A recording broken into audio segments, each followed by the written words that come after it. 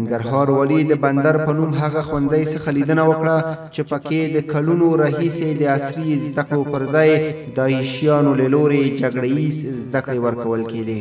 ننګرهار والي شاه محمود میاخیل چې د 201 سېلاب پل اردو قمندان عبدالهادي ترین او یو شمیر نورو یې ملتیا کوله په بندر سیمه کې د هغه ښوونځي څخه لیدنه وکړه چې پکې له تیرو 15 کلونو راهیسې پکې د عصري زده کړو پر ځای د داعشیانو له لورې وحشي او جګړه ییز زده کړې ورکول کېدې. ښاغلي میاخیل د ښوونځي څخه د لیدنې پر مهال وویل د بندر منځنی ښوونځی په 1915 کال کې جوړ شوی او له هغې مودې راهیسې پکې په منظم ډول د سیمې زده کوونکو زده کړې نه دي کړي، خو هیله یې وښوده چې دا ځل خلک خپلو سیمو ته راستانه شي او هم د سیمې په ساتنه کې ونډه واخلي او هم خپل اولادونو ته د تعلیم زمینې په برابرولو کې ونډه واخلي.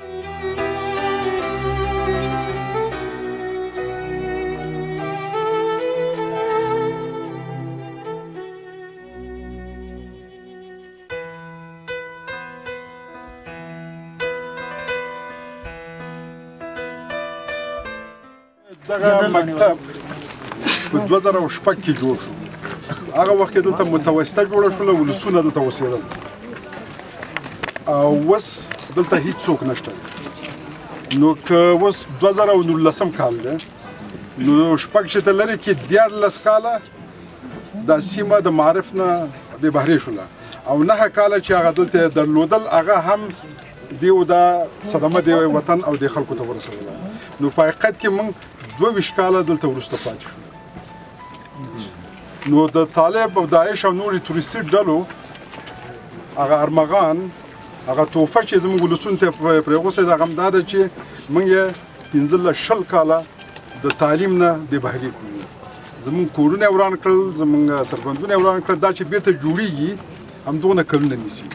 په انکشافي کارونو کې وایي چې یو کال چېرته جنګ وشي 15 کاله نیسي چې هغه منطقه بیا جوړه شي. خو په هر صورت باندې زموږ خلک باهمته خلک دي. انشاءالله مکتبونه به هم جوړېږي، سړکونه به هم جوړېږي، بندونه به هم جوړېږي او په شریکه به سره کار کوو.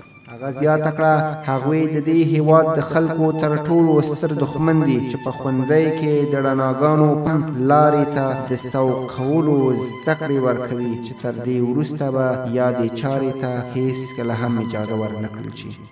بل لور ته ننګرهار والي د اچین ولسوالۍ بازار کې په پلي ګرځېدو سره د خلکو ستونزې واورېدې. ننګرهار والي شاه محمود میاخیل چې د 201 سېلاب پل اردو قمندان تورن جنرال عبدالهادي ترین او یو شمیر نورو منصوبینو یې ملتیا کوله اچین ولسوالۍ ته د سفر پر مهال د یادې ولسوالۍ په بازار کې په پلي ګرځېدو سره د خلکو ستونزې او غوښتنې واورېدې. هغه د سیمې د خلکو څخه مننه وکړه چې د امنیت په تامین او نورو برخو کې خپل حکومت سره همکار دي او له دوی لا هم وغوښتل چې په خپلو سیمو کې دښمن ته ځای ورنه کړي ترڅو د بیا ځل لپاره د دوی د ورځنیو کارونو خنډ او ځنډ ونه ګرځي. ننګرهار والي شاه محمود میاخیل اچین ولسوالۍ ته د داعش د ځپلو په موخه د پیل شویو عملیاتو د پای ته رسېدو په موخه سفر کړی و.